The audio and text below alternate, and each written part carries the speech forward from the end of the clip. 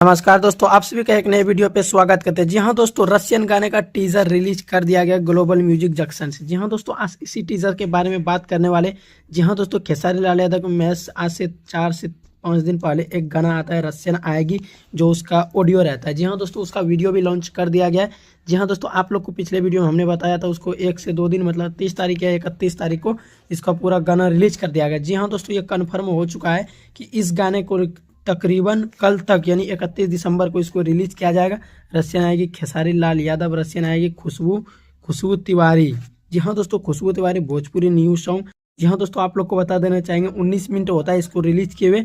19 minute में 12,000 से अधिक लोग इसे वॉच कर लेते हैं और 5100 लाइक। जी हाँ दोस्तों, इसमें बात करते हैं ऑडियो क्रेडिट। इसमें लिखा हुआ है ऑडियो क्रेडिट, एल्बम का नाम है रशियन आएगी। जी हाँ दोस्तों, इसमें बात करते हैं इसमें सिंगर कौन कौन रहते हैं। इसमें सिंगर रहते हैं खेसारी लाल यादव और एंड में आते हैं खुशबू तिवारी।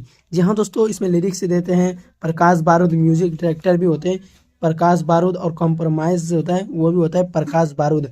जी हाँ दोस्तों, इसमें बात आप लोग को बता देना चाहिए, इसमें दर्जनों रशियन आए हुए हैं इस गाने में। आप लोग अगर नहीं देखे तो आप लोग जाके वॉच कीजिए टीजर को, और कल तक ये फाइनली ये गाना भी आ जाएगा। धन्यवाद।